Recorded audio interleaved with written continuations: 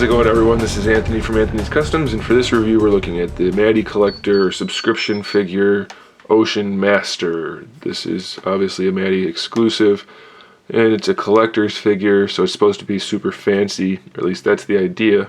I don't really think it's super fancy. It's pretty decent, though. It's better than a lot of the other ones we've gotten. I have two major gripes, but otherwise he's pretty good. The first gripe is the accessory. The general shape of the accessory is okay. I mean, it looks the way it's supposed to, except it's just a big flat piece of plastic at the top.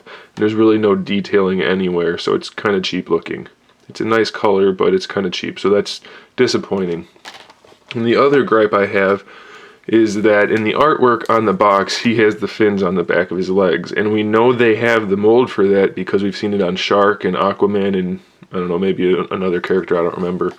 So they could have easily implemented that for this guy, but they didn't, so that's disappointing as well. The rest of the figure is pretty decent, though. Nothing too much to complain about. He stands to the top of his cape almost 7.5 inches, to the top of his fin about 7, and to the top of his head about 6.5. So pretty much a standard size. He's using the medium-sized build, standard figure we've seen hundreds and hundreds of times. Not hundreds and hundreds, but hundreds and a half times roughly.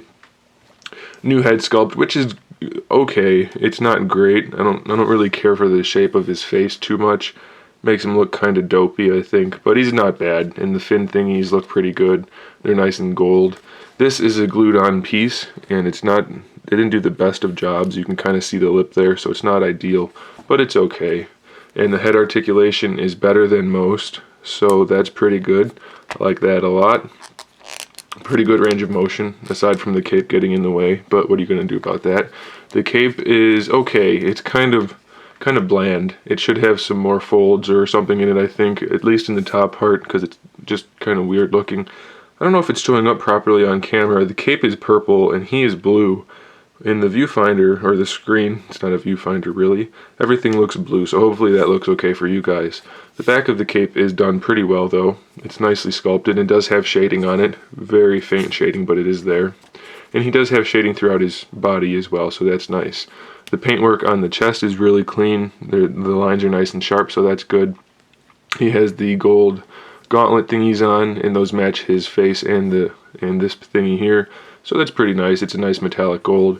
The belt is a metallic purple. It's kind of cheap looking, but it's okay, I guess. Nothing really worth complaining about. It's just not anything particularly nice. He has standard articulation. Everything works normally. Both hands are open for the accessory, although he can only really hold it right here, but that's okay. All the articulation's fine, like I said. Really nothing worth pointing out. Everything's decent, so he's a pretty decent figure. There's nothing like jaw-dropping about him unless you really like the character, I would assume. But there's nothing really too disappointing other than the little thing about the accessory and the back of the calves. So it's a pretty decent figure. If I'll recommend it if you like the character and want to add him to the collection, or if you're just looking to fill in spots in the collection. He's not going to disappoint you, so go ahead and get him. Otherwise, you know, he's not a key player, so that's why he's part of the subscription. Alright guys, there it is. Thanks for watching. Stay tuned for more figure reviews, custom figures, and other good stuff. And in the meantime, keep collecting.